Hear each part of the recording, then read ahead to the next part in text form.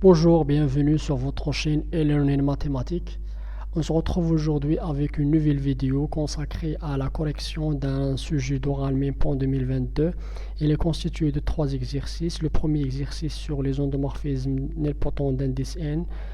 Le deuxième exercice, donc, il permet de déterminer un polynôme annulateur d'une matrice spécifique A. Et le troisième exercice permet de mettre en valeur le théorème de Cayley-Hamilton. Et aussi le fait que l'ensemble des matrices inversibles il est dense dans l'espace des matrices. Donc, je vous encourage d'essayer de faire la totalité des questions avant de devoir le corriger pour tirer le maximum de profit de cette vidéo. Alors, pour moi, je vais commencer directement la correction. Je commence par l'exercice 1. Alors, on a eu un endomorphisme en dimension finie nilpotent d'indice P. Donc, cela veut dire que u à la puissance p-1 est différent de 0 et u à la puissance pi est égal à 0. Donc, la deuxième inégalité, c'est-à-dire que il existe un x tel que u à la puissance p-1 de x est différent de 0. On a aussi un résultat donc qui est primordial à connaître, c'est que quel que soit k supérieur ou égal à p, on a u à la puissance k égale à 0. Cela veut dire que quel que soit x dans e, u à la puissance k de x est égal à 0. C'est ça ce que cela veut dire. Donc, on va montrer que la famille x, ux jusqu'à u à la puissance p-1 de x, il est libre. Donc, on doit prendre cet élément x qui vérifie u à la puissance p-1 de x est différent de 0. À ce moment-là, cette famille est libre. On va montrer ça. Donc, on va prendre les coefficients alpha 0, alpha 1 jusqu'à alpha p-1, des coefficients dans C, tels que la somme des alpha i de 0 jusqu'à p-1 des alpha i u à la puissance i de x égale à 0. Donc, pour montrer la liberté, il faut montrer que cette liaison est fausse, c'est-à-dire que les alpha i sont tous nuls. Donc, il suffit de montrer que quel que soit i de 0 jusqu'à p-1, on a alpha i égale à 0. Donc, pour suffire, on va prendre A l'ensemble des i qui appartient à 0 jusqu'à p-1 tel que alpha i est différent de 0. Donc, on va supposer que cet ensemble est non vide. Parce que si cet ensemble est vide, c'est-à-dire que tous les alpha i sont nuls. Et c'est la liberté qu'on cherche à montrer. Donc, on va supposer qu'il est non vide. Et on va prendre et posons G, c'est le min de cet ensemble. Le min, donc, il appartient. Donc, alpha G est différent de 0. Donc, parce qu'on a supposé qu'il est non vide, donc G appartient à A, donc alpha G est différent de 0. On a, quel que soit I supérieur ou égal à J, alpha I est différent de 0, et quel que soit I inférieur strictement à J, on a alpha I égale à 0. C'est ça ce que cela veut dire. C'est-à-dire si J est égal à le min de cette partie, c'est-à-dire que dès que I est supérieur ou égal à J, alors alpha est égal à 0, alpha est différent de 0, et dès que I est inférieur strictement à J, alpha est égal à 0. Donc la somme précédente va commencer à partir de J. Donc c'est la somme de J jusqu'à p-1 alpha et u à la puissance i-1 x égale à 0. Donc on va faire entrer u à la puissance p-j-1. Donc on va l'appliquer. Donc u à la puissance p-1 moins j-1 de 0, c'est 0 toujours parce que c'est un endomorphisme. Ce qui implique, puisqu'il est linéaire, donc que la somme de j jusqu'à p-1, alpha i u à la puissance pi moins 1 moins g plus i de x est égal à 0.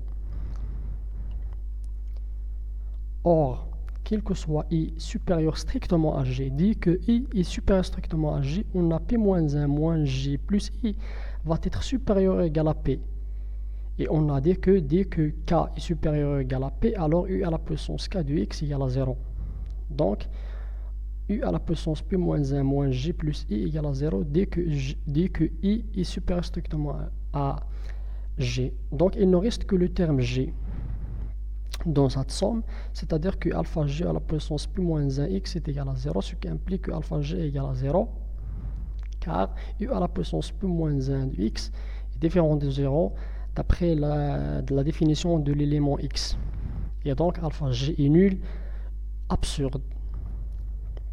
Donc la partie A est vide. La partie A est vide, alors tous les alpha i sont nuls. Alors on a montré que cette famille x, ux jusqu'à u à la puissance pi moins 1 x est libre. Donc on va entamer la deuxième question. Donc on a n égale à p, donc l'endomorphisme nilpotent d'indice n. Donc d'après la question précédente, on a donc la famille x, il existe un x appartient à E tel que x, ux, uu carré x jusqu'à un moins 1 x est une famille libre. Or, le cardinal de cette famille est égal à n, est égal à la dimension de l'espace E. Alors, c'est une base. Il est libre de cardinal n, donc c'est une base. C'est une base de l'espace E.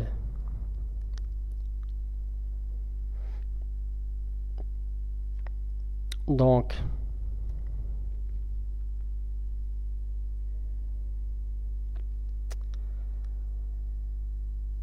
puisque c'est une base de l'espace E, alors, quel que soit y appartient à E, il existe les coefficients alpha 0 jusqu'à alpha n-1, tels que, appartenant à C, tel que y est égal à la somme des alpha i u à la puissance i x. Donc ça c'est très primordial à comprendre. Donc tous les éléments de E, ce sont un polynôme en ui de x. Donc on va montrer que KU, c'est-à-dire l'ensemble des PU tels que Pi appartient à K de I, à Kx, c'est-à-dire que l'ensemble donc des polynômes en U et le commettant de U, c'est l'ensemble, par définition, l'ensemble des endomorphismes appartenant à E, tels que U rang V est égal à V rang U, c'est-à-dire donc les endomorphismes qui commettent avec U. Donc, il s'agit de montrer que ces deux espaces sont égaux. Donc, dans le cadre où on a un endomorphisme nilpotent d'indice n. Alors, ce résultat n'est pas vraiment général et on va même donc énoncer vers la fin de cette vidéo donc un résultat primordial, c'est que si l'endomorphisme est cyclique, alors on a cette égalité entre les espaces. On a donc quel que soit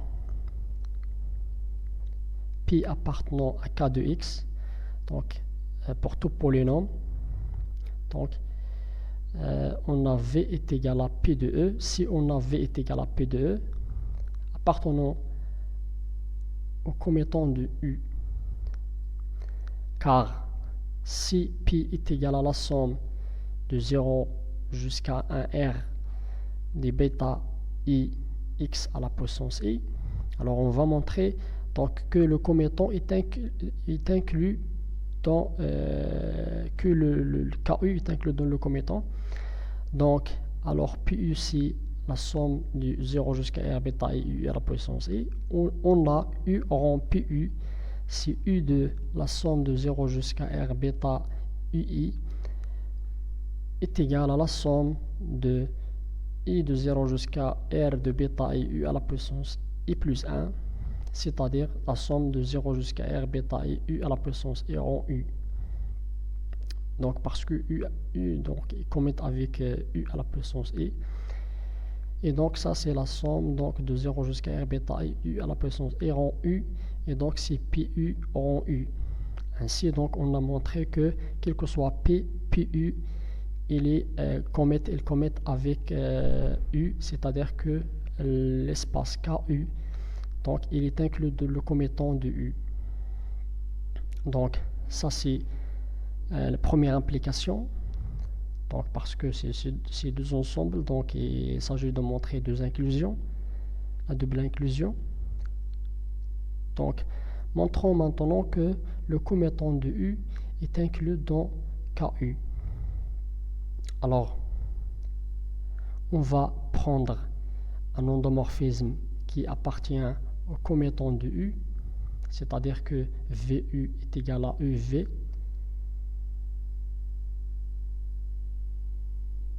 Et soit donc Y appartenant à E, c'est-à-dire il s'exprime en fonction des éléments de la base de E, c'est-à-dire que Y est égal à la somme de E est égal à 0 jusqu'à n-1 des alpha et U à la puissance I de X.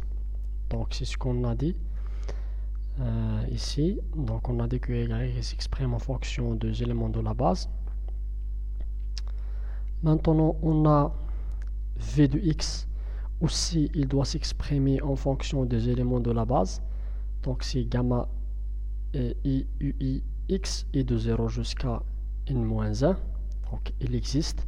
Ces éléments, ces gamma I existent, bien sûr, pour tout I de 0 jusqu'à n-1.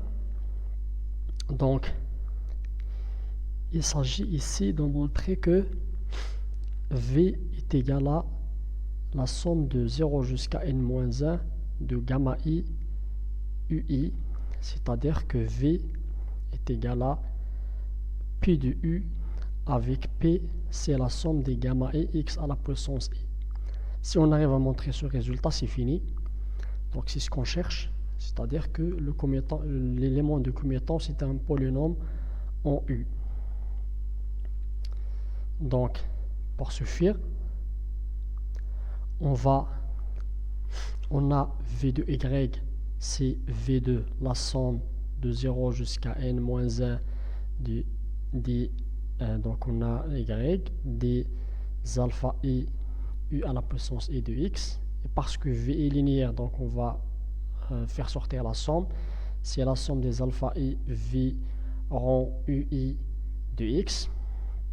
Donc pour exprimer cette somme, il suffit de trouver la valeur de V rond UI de X pour tout I entre 0 et n-1. Donc il suffit de calculer V rond U de U à la puissance I de X pour tout I de 0 jusqu'à n-1. On a V rond UI X est égal à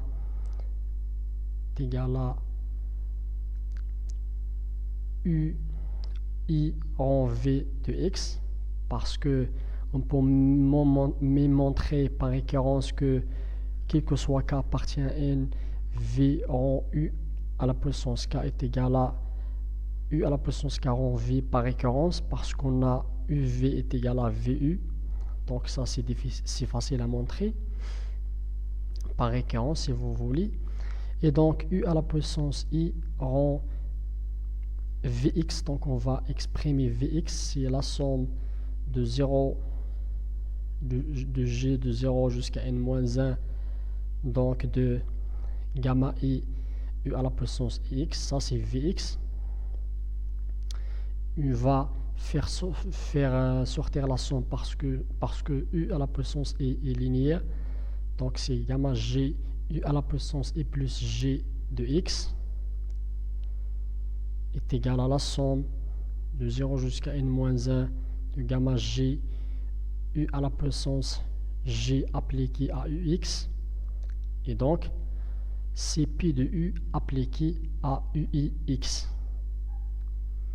Ainsi, on a montré que pour tous les éléments de la base, quel que soit i de 0 jusqu'à n-1, on a v rond ui de x est égal à pu appliqué à ui de x. Donc, on a v de y est égal à la somme, donc, pendant la première ligne, donc de 0 jusqu'à n-1,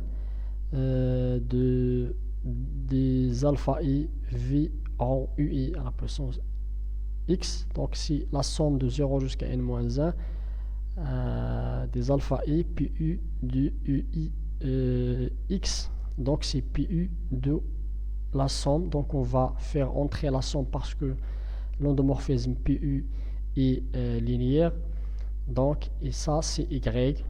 Donc on a montré que v de y est égal à pu de y, quel que soit y appartenant à E.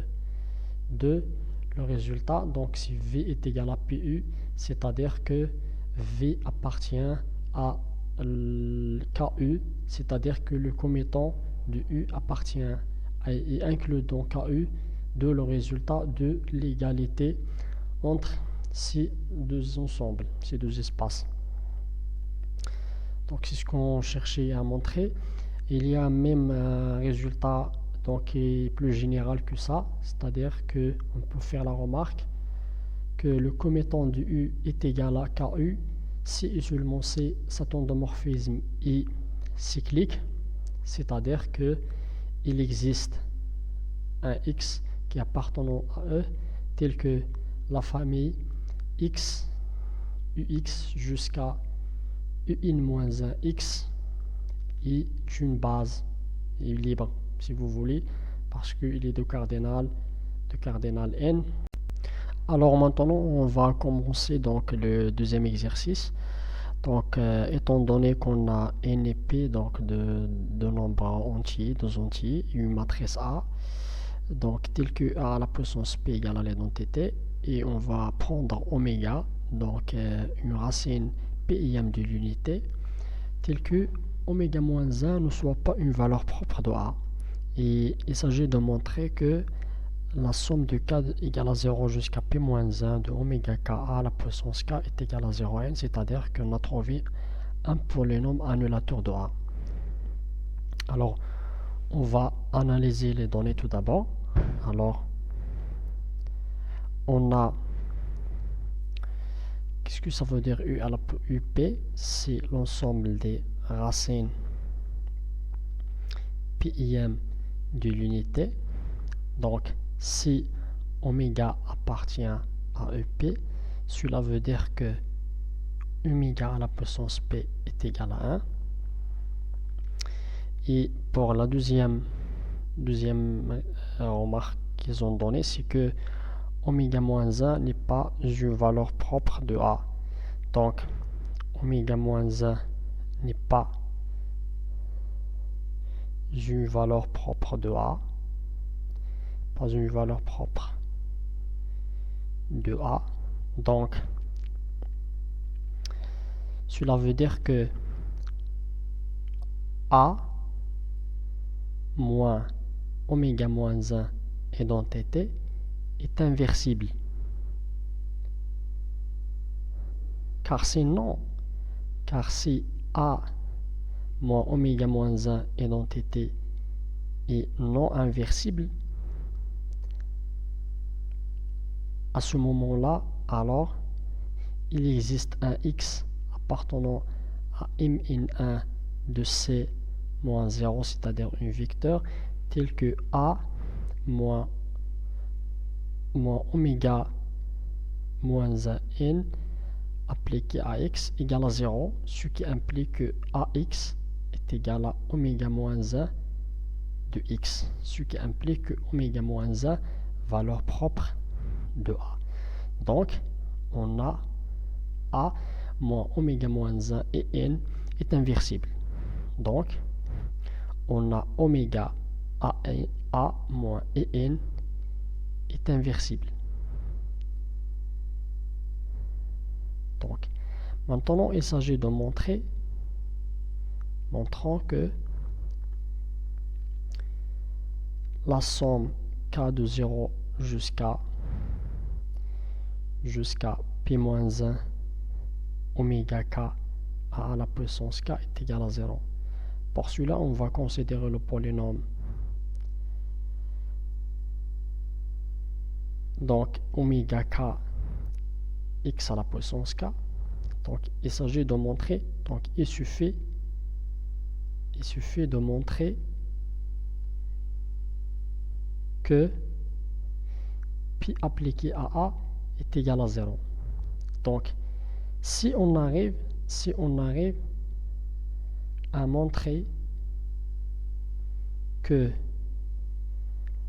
oméga a moins En fois PA égale à 0, alors c'est gagné parce que si là est inversible, donc il suffit de multiplier par son inverse pour trouver qu'il ne reste que PA est égal à 0.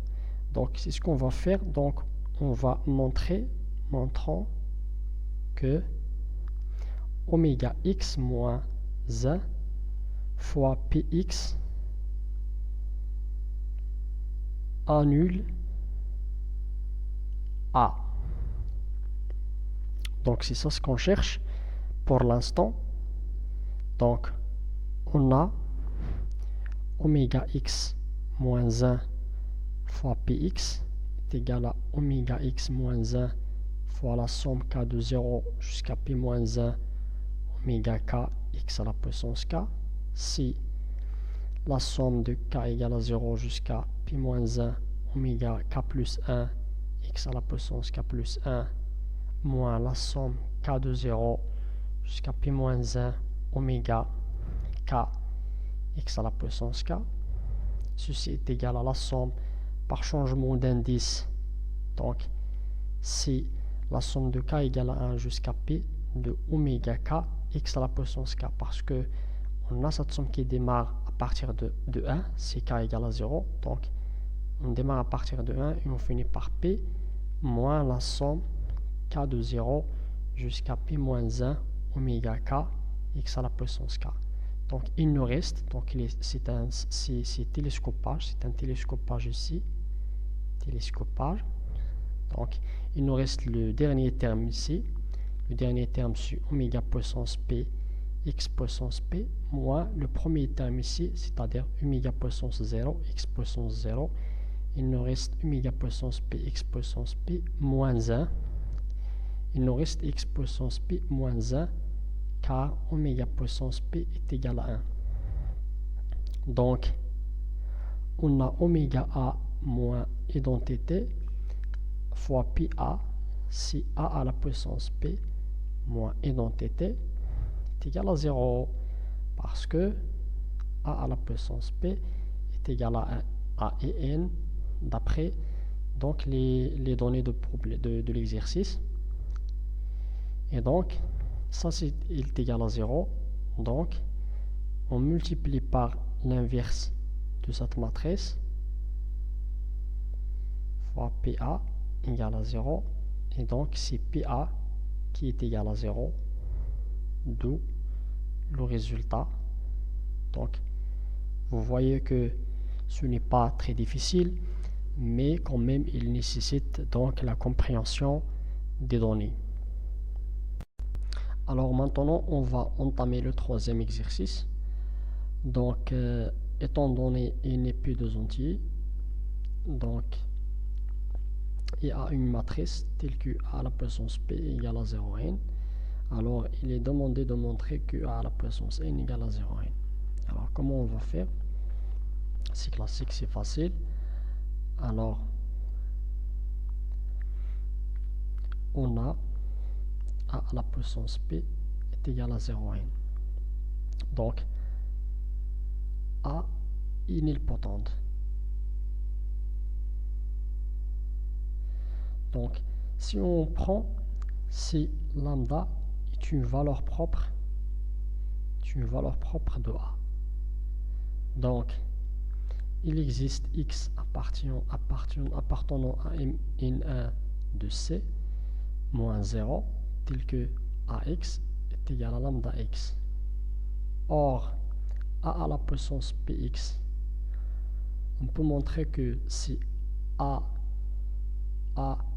fois A jusqu'à AX, c'est A fois A fois lambda X. Donc, on arrive à montrer que si lambda puissance P fois X. Donc, on peut faire ça par récurrence. Donc, par récurrence, pour montrer que quel que soit K appartenant à N, A à la puissance Kx est égal à lambda puissance Kx. Donc, A à la puissance Px est égal à lambda Px, et ceci est égal à 0.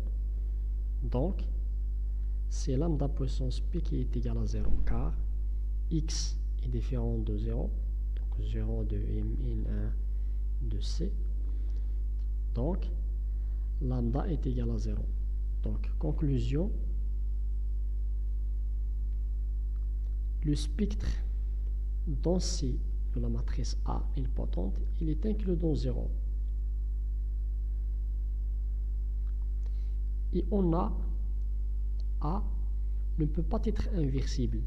Ne peut pas être inversible. Donc, 0, valeur propre de A. Car 1 moins 0 et N, si vous voulez, est non inversible. D'où spectre dans C de A, c'est exactement 0. Alors, si on fait la trigonalisation dans C, en trigonalisant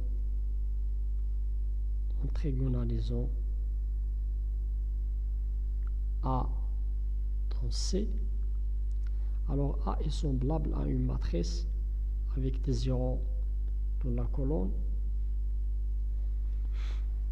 Et donc, si vous voulez, donc, le polynôme caractéristique de A, c'est le déterminant de x et n moins A, si, donc puisque cette matrice est semblable à A, donc c'est x à la puissance n.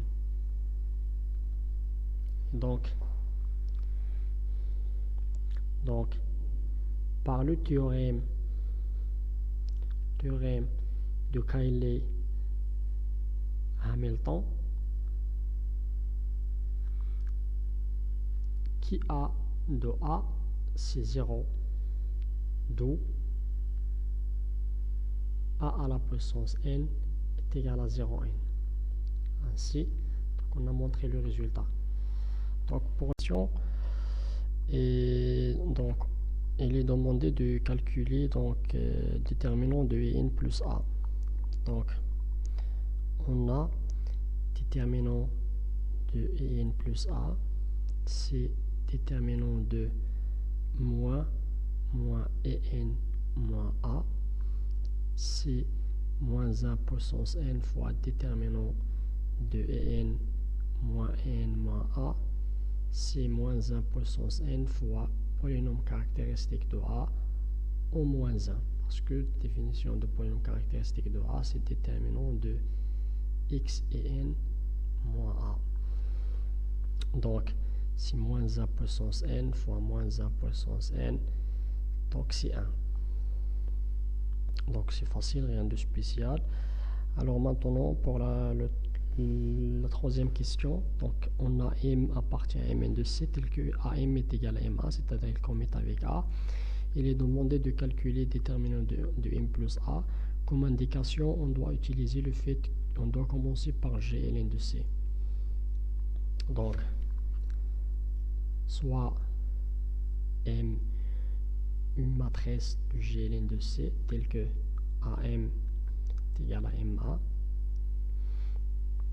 On a déterminant de M plus a, c'est déterminant de, on factorise par m, et n plus m moins 1 a, c'est déterminant de m fois déterminant de et n plus m moins 1 a. Donc, comment on peut calculer ça? On a m moins 1 a à la puissance p, c'est m moins p fois a à la puissance moins p, car a et m commettent, donc a et m moins 1 commettent aussi. Donc, on peut faire ça. Donc, il est égal à 0. N. Donc, il vérifie donc la proposition, donc il vérifie la condition de la matrice A de la première question et de la deuxième. Donc, ça, c'est égal à 1. Donc, il ne reste que le résultat. Ça est égal à déterminant de M. Donc, on a montré que quel que soit M appartenant à G et Ln de C tel que MA est égal à AM, alors déterminant de M plus A est égal à déterminant de M. Donc maintenant, qu'est-ce qu'on peut faire si M appartient à Mn de C dans ce cas? Alors, on va prendre donc cette suite MR est égal à M plus 1 sur R et N. Donc,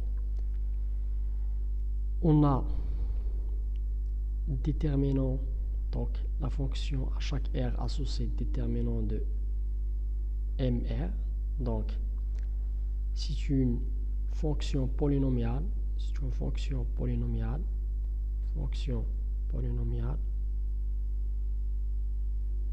de degré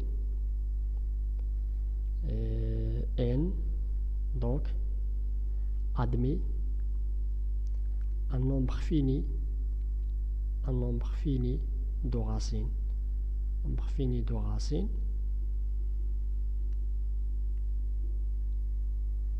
Donc, il existe un R0 appartenant à R tel que, quel que soit R supérieur à R0, on aura déterminant de MR est différent de 0. C'est-à-dire que pour ce R-là qui est supérieur à R0, on n'aura que le déterminant est différent de 0. C'est-à-dire que ce n'est pas une racine de cette fonction polynomiale. Donc, de MR appartient à G et Ln de C à partir d'un certain rang, à partir de R0. Or, MR fois A, c'est MA plus 1 sur R A, si AM plus 1 sur R A, si A facteur de M plus 1 sur R et N. Alors, si A fois MR, donc MR pour tout R vérifie la condition de M dans ce résultat là. Donc toujours là. Donc le déterminant de MR plus A, c'est le déterminant de MR quel que soit R supérieur ou égal à R0. Donc on a ce résultat. Or, à chaque R associé, déterminant de MR est une fonction continue et continue, une fonction continue car le déterminant est continu. Donc, déterminant de MR, elle tend vers déterminant de M, car R tend vers M. Lorsque R tend vers plus l'infini, et déterminant de mr plus a, elle tend vers déterminant de m plus a.